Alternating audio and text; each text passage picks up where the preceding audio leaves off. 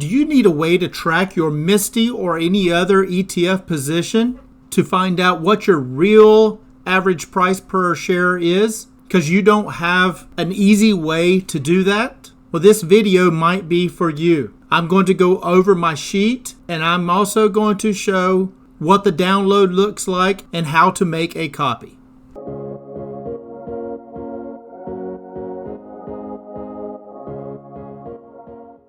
Hello my friends, this is Legend. So I have been getting a few comments where there have been a few people who are getting stumped on how to make their copy of the spreadsheet. So I thought it might be worth doing a little video here about how to make your copy and then how to use it. So I hope this is helpful. So if you don't mind hitting that subscribe button, smash the like button, it'd be much appreciated. Or if you appreciate and are interested in the sheet. All right, so when you first go in and you go to the site to buy me a coffee, and that link is provided in the pinned comments and in the description of most videos, and it is a link to buy me a coffee. Once you do that and you purchase me a coffee, you will get an email that gives you the link to that Google sheet. And once you click that link, it will take you to this sheet here. Now, when it first opens, you'll probably see this here. You will see this how to make a copy for your use up here. And you'll also notice this button right here. And this button says view only. Now that is because this sheet is shared with anyone who has purchased that coffee. You'll receive that link and it will take you to this same sheet here. Now this sheet currently is not a sheet that you can enter any information into. You must have access to it. Now, to get that access, you do not click this view only button right here, because if I click that, it asks you to send a request to edit access, right? That's not how you're going to get access. It will send me that notification, but I am not going to give access to this sheet simply because that would then be the same sheet everyone else is also getting access to. And that kind of defeats the purpose of this being a template. But for you to get your copy, you simply follow these instructions right here. If you are on the computer, which I am, so I'll follow these instructions right here. So you'll go up, you'll click the file button right here, and then you're going to click make a copy. Now, once I do that, it will make a copy of this exact same file. Not just this one tab here, but the entire file. So when I click that, I get this. And this pop-up is asking me to rename that sheet if I so choose. And it will also tell you where it's going to put that copy. And that copy currently will be in my drive. Now that will be your drive, or whoever is clicked this and has access to it will click to make the copy. You can change the name if you so choose. If you do not, it will just list it as the same as before, except the first couple of words here will be copy of, and then the name of the file. But you can change it if you so choose. Now once I hit make a copy, it will make a copy of this exact same sheet, and it will make that copy and save it into this folder. So if I click make a copy, there I go. I've made a copy. Now notice it doesn't look like anything changed. And maybe that's what you're seeing. You're like, okay, well, it did not give me the worksheet. I'm just looking at the same sheet I was looking at before. What the heck, right? But notice at the top up here, you do not see that view only, right? It's gone. That's because this sheet now, you can type in, you can erase this whole thing, you can do whatever you want to with it because it is your copy. And you'll see the title up here. There it is, copy of, and then the name of the original file name. And again, you can change that if you so choose. Now, to find the spreadsheet, look along the bottom down here and you'll see there are several tabs across the bottom down here. The one we are currently on is the download your copy. The next tab here, if I click it, it is the notes section. And this just kind of gives a little bit of detail of what each heading is and a little bit of a breakdown of that. And you're welcome to read that if you so choose. The log section here is only for my own use. And as I update things, I will rev this up. So that's how you'll know if you have the latest or not. The next tab, it's just templates. And all it is a blank sheet that just tells you the templates are on the right side of this tab, basically, right? And then here we go with the Simple Stock Tracker MSTY. And that's this bottom tab down here where I'm at. So now we are on this Simple Stock Tracker MSTY tab. And I've labeled it MSTY here, but if you are tracking, say, Coney, C-O-N-Y, or Platy, P-L-T-Y, you can also change that here because this really has nothing to do with the calculations. It is only so that you know what the tab is for. And to change it, I can right click on my mouse. I can go up to rename. Then I can go right here, click inside here. I can back this out and I can call it whatever I want, like PLTY, and then hit enter. And now that tab will be named Platy. But for this example, we're just going to keep it as MSTY.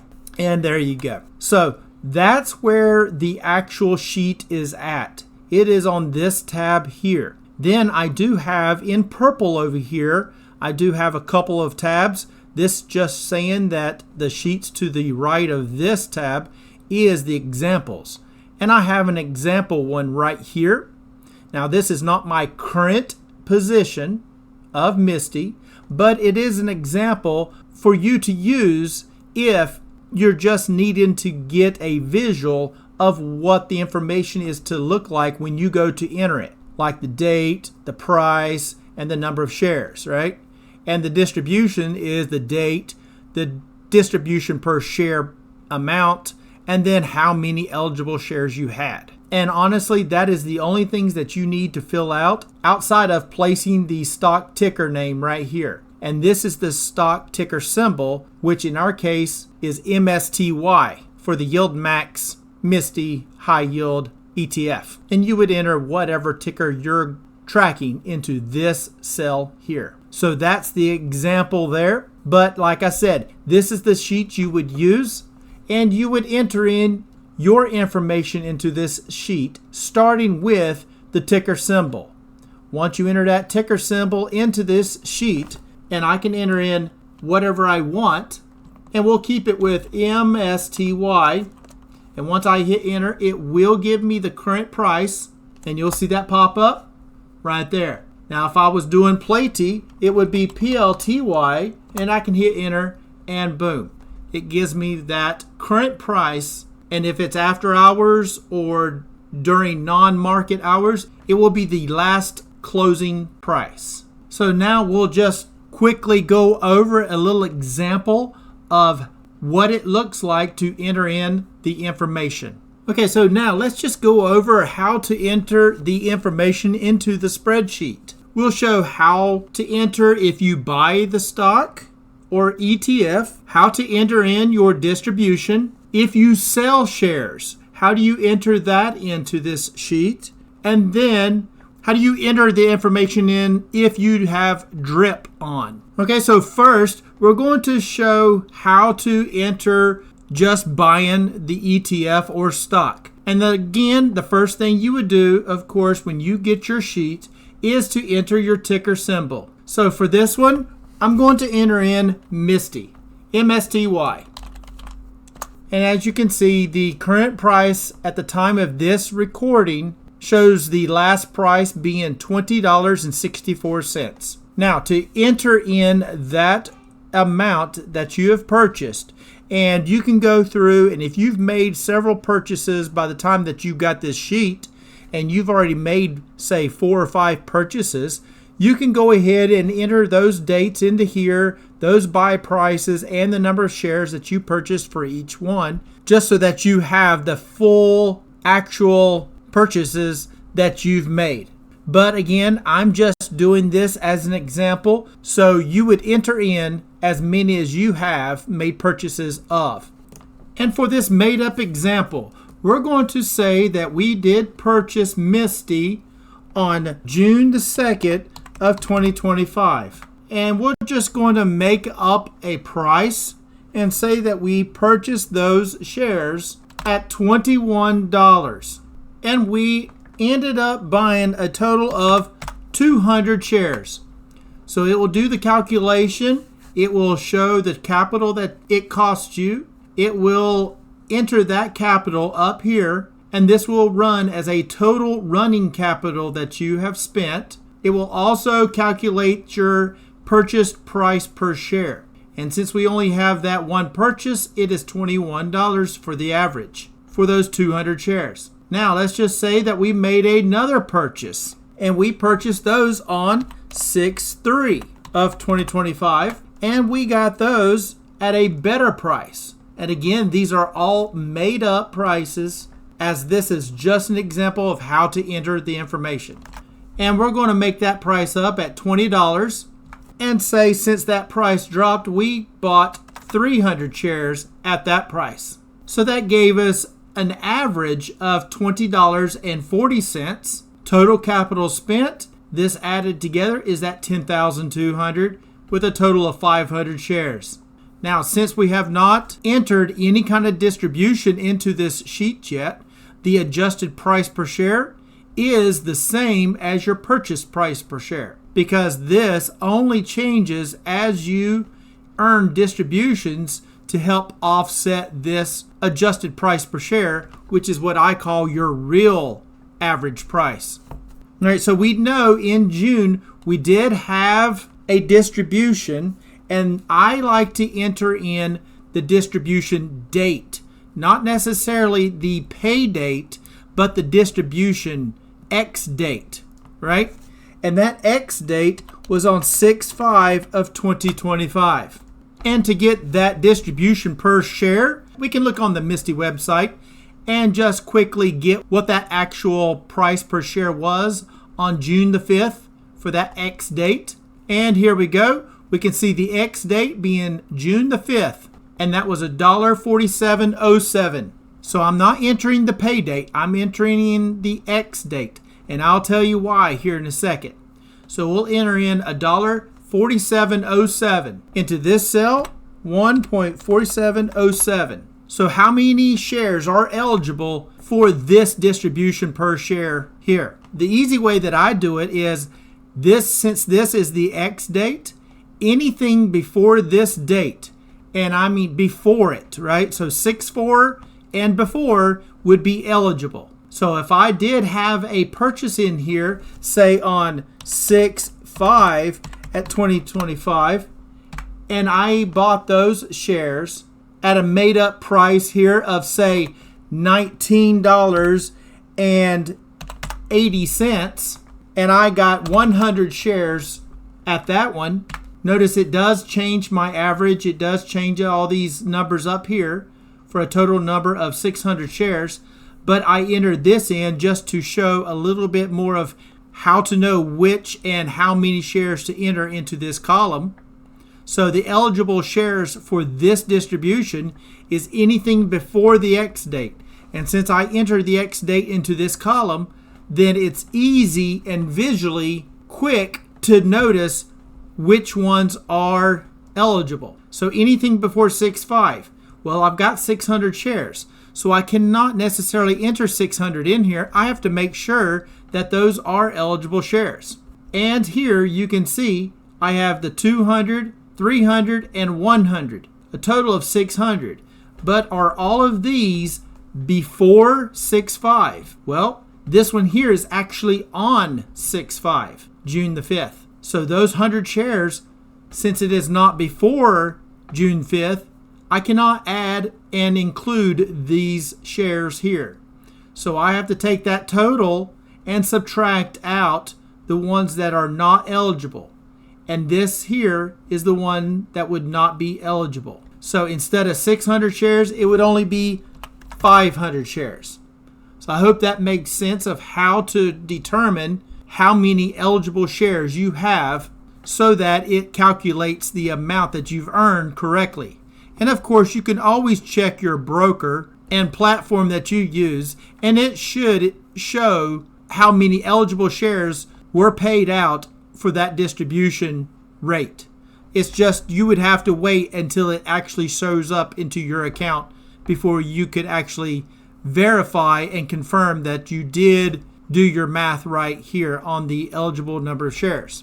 So when I hit enter here, it calculates the amount that I did earn of $735.35. It plugs it in to the distribution earned here. What did it do to our average price per share? Well, the adjusted average price per share actually dropped from over here at $20.30 down to $19.07, right?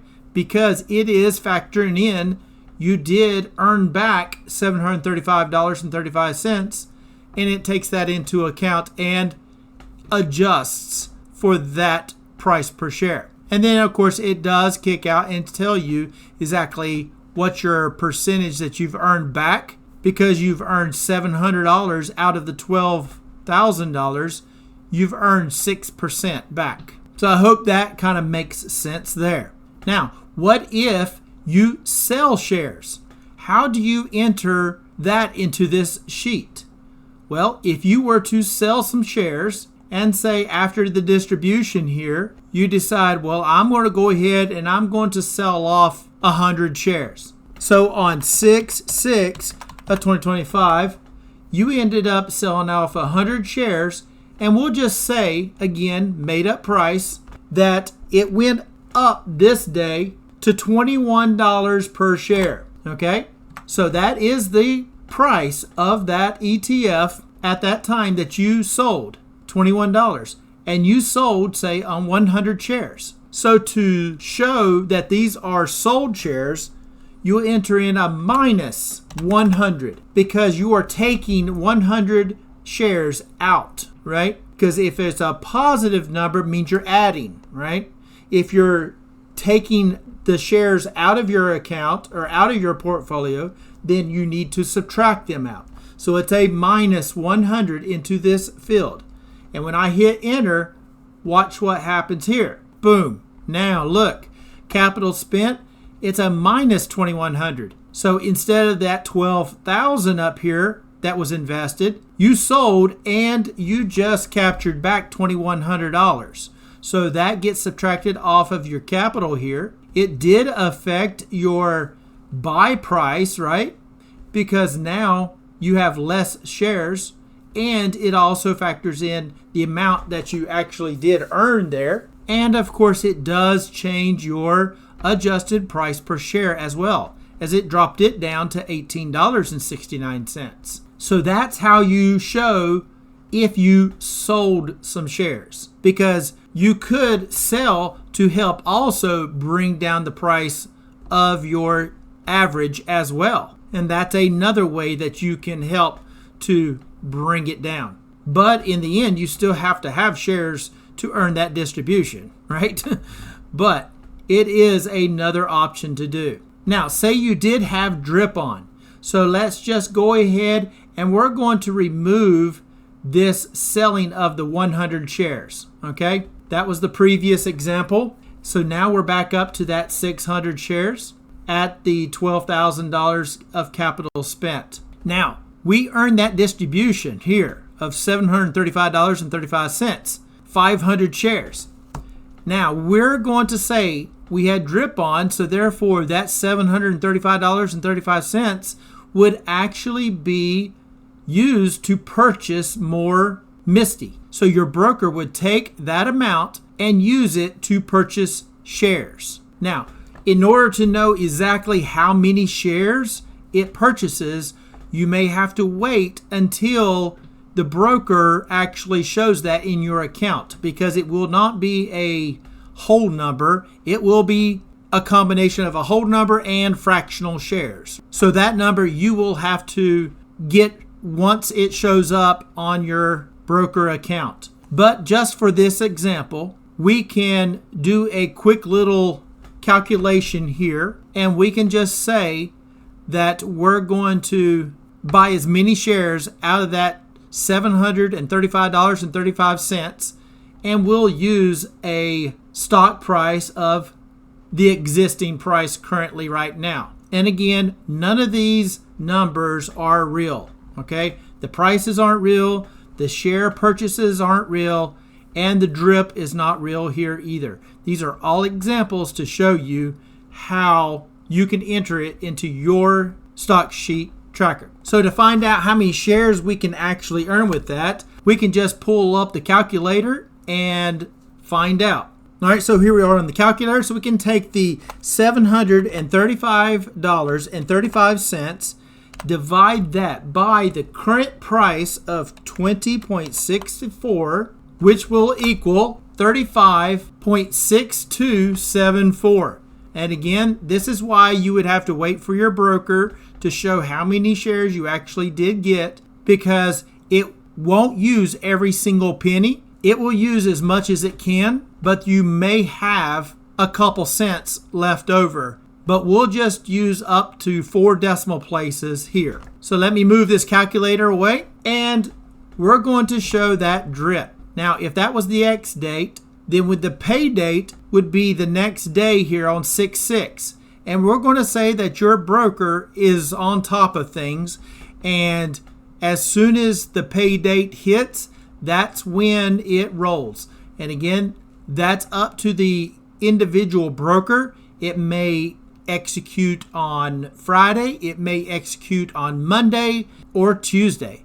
It just depends on which broker you use and how they handle that. And you would need to contact your broker to get more information about when they would execute that drip. You would not know the actual price until that order goes through. But for this example, we're going to use those number of shares that I just calculated, and we're just going to put it in for that Friday. And that would be that 6/6 of 2025. And we're just going to use that same price that we just talked about, and that's that $20.64. Again, this is just made up numbers. And how many shares is it? Well, per that calculation we just did, it was 35.6274. I hit enter on that. There you go. There's the capital spent, $735.35. We earned $735.35, so therefore we earned that in distributions, and then we turned right around and we spent it to buy more shares. Now, as you can see, the share count up here increased, and it also carries up to 4 decimals here. Your average price and your capital and everything else changes, right? It all is adjusted according to what you enter in here. But by showing the distribution amount that you did earn, and by showing that those shares were purchased, right? And that total amount, whether it equals or is off a little bit, doesn't matter. It just depends on, like I said, your broker, how much is actually used to do that drip, and anything left over, if it was only $735.33 used, then those 2 cents left over would show up in your cash available balance. So you're not going to lose it, but it just was the leftover in that purchase. Okay? So in this case, by us doing our little calculations, we got the two to pretty much mate up. Now that won't always be the case when you're using drip, but this is just how we're showing it. Okay? So by doing this, you're simulating the drip. You earned it, and then you spent it to purchase more shares to help bring down your average price per share, to also increase the number of shares that you are now owning. Now, you can either have the broker do it for you by setting up that drip if that's available with your broker, or you can do it yourself, right? And that's just simply once you get your distribution, you just go in there and you pick a price to purchase those shares at. You can buy them at market price, or you can set a limit buy and buy them at that price. You can do whatever you want to if you're in control. If you set it up to drip, then it will buy them at whatever that market price is at the time that that drip is initiated. So you really have no control over the price that you are purchasing those shares at versus doing it yourself. But of course, one of them is hands off and the other one means you do have to go in there and actually make that purchase. Now, I think the last part is this options side right here, this table here. And if you're going to sell options, then you can enter in that information into here. Right now, it is set to no to include the premium. As you can see, the premium earned up here is 0. And that's just mostly just because, well, there is nothing entered in here. But even if there was, since this is set to no, it still would show as 0 because you have to say, yes, I want to include that premium, or else it will not include it into this calculation up here to create your adjusted price per share. Now, I just have this here just in case you want to see what's the difference between earning premium and how much that affects this price and not. But to me, I would always probably have this set to yes, because that is money coming back into my account to help offset my adjusted price per share, which is my real price per share. So I would normally always have this set to yes. But if you do sell options, you can enter that into here as well. The date here would be the date that you make that contract, right? So that's the day that you set up that contract. And if we did that, we can just enter in 6/6 at 2025. Again, a made up date. The expires here. That just means when does this contract expire? Now, one contract is worth 100 shares. And if I'm selling a put, I'm stating that I am willing to buy those shares at a certain price by a certain date. That certain date is the expiration date. So for this example, we're going to say that we did sell a put and we have the expiration date of July the 18th, right? Again, made up. So in this field, I would just enter in what it is that I'm actually doing. So I sold a $19 put, and that would be the strike price, meaning that if that price of MSTY gets down to $19 or below by July 18th, then I would be purchasing those shares for $19 each. And one contract is 100 shares. 2 contracts would be 200 shares. So it depends on how many contracts you sell. So I sold a $19 put to expire on July the 18th. And then I like to put in how many contracts I have. I have 1 contract, okay, for this one. And again, made up. This is all made up. The amount that I earned, well, we're going to say that I earned about 55 cents per share. And that 55 cents times the number of shares. And since I have 1 contract, that's 100 shares. So 55 cents times 100 is going to be $55. Now you can also subtract out any kind of fees that you would have to pay or whatever. So I'll leave that up to you. But whatever that total amount is, you can put that into this field. So if it costs you 50 cents to sell a put, then you would need to make sure you change this, as this would then be $54.50, right? Because you need to subtract your fee of 50 cents from what you earned of $55, giving you the total of $54.50. So in that case, it would be 54.50, and that's what you earned, right? Okay, so as you can see, I did enter this in here, but like I said over here, this is still showing 0. Nothing changed. Why? Because this is still set to no. So you can go in here and you can go ahead and switch it to yes. It then will show it in the premium earned, and then it will adjust that price per share for your adjusted price per share, i.e. your real price per share. And you can just leave this on all the time and flip it back and forth if you just want to see what the differences are. It's just for your own viewing purposes. And that's how you would enter in if you sold a put. And you'd do the same thing if you sold a call, right? You're still going to earn premium. You still have an expiration date. And you just type in a little bit of information so that when you look at this, you know what that is for. So we have went over the how to enter an option.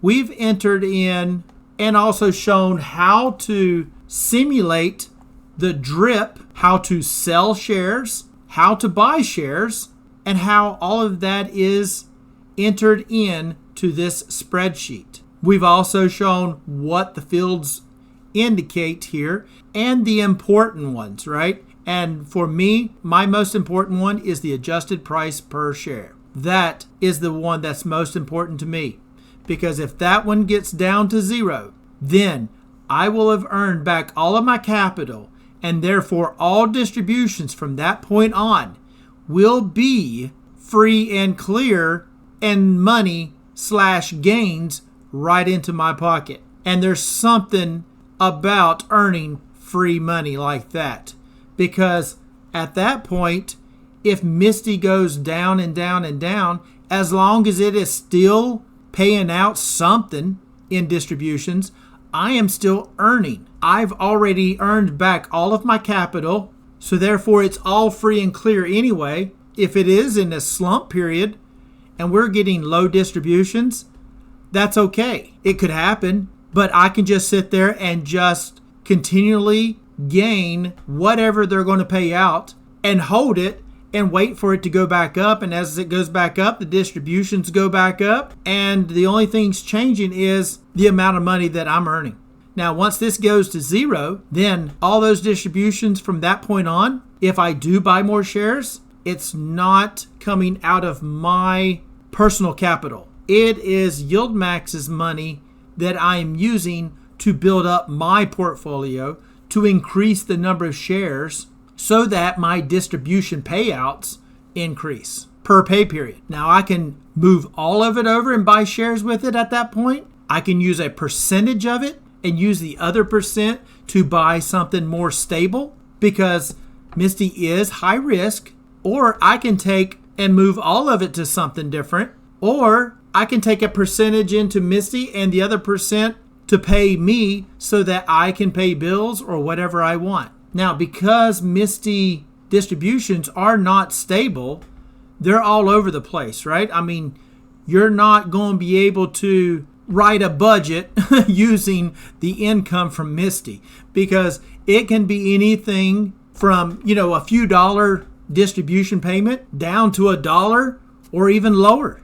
And we're not even guaranteed a distribution, as the site does state. So I hope all of that kind of helps how to get this sheet, how to download your copy, where it's located, that there are tabs along the bottom, and depending on what you need to do is which tab you're going to use, how to enter your information into the tables, and then what does all of the information in the display table at the top up here, what does it actually tell you, and the information that it does give you. So I hope all of that did help out. And like I said, if you would like to get a copy of this sheet, it will be in the pinned comments and in the description. There will be a link to buy me a coffee. And once you do that, you will get a link to this Google Sheet to where you will make your copy, just like we spoke at the very beginning of this video. And you'll be able to follow this video in hopes to help you to make your copy and be able to track your position in MSTY or any of the other stocks and ETFs. Now, I appreciate everyone who has already tried this out. I'm very grateful. So I think I'm going to wrap it up right there. If you don't mind, hit that subscribe button, smash the like button. It'd be much appreciated. And as always, I am not a financial advisor. This is not financial advice. Please do your own due diligence before you get into any stock plays. And until next time, Legend out.